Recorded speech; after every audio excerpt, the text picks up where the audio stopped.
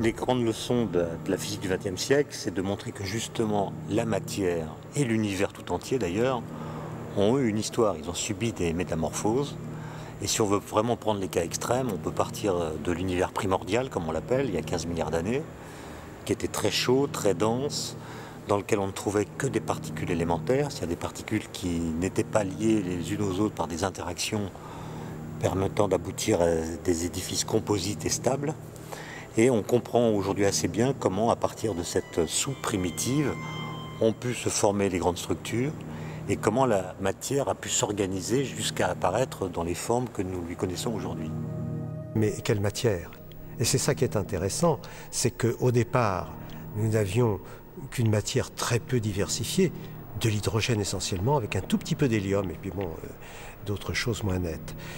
Les étoiles subissent des forces extrêmement importantes de pression qui font augmenter la température et qui occasionnent des réactions thermonucléaires provoquant la fusion thermonucléaire des atomes.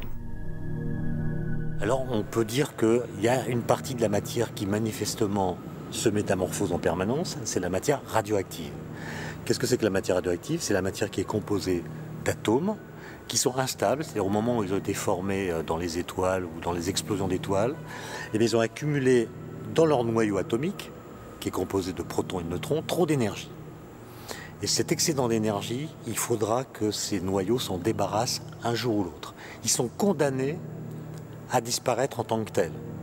Donc d'un certain point de vue, ils sont mortels. Ils vont apparaître à un certain moment, vivre avec leur excédent d'énergie, et puis un peu plus tard, se débarrasser de cet excédent d'énergie en émettant des particules. C'est ça qu'on appelle la radioactivité. Et donc on a affaire à des atomes qui se métamorphosent par le fait qu'ils sont nés avec trop d'énergie.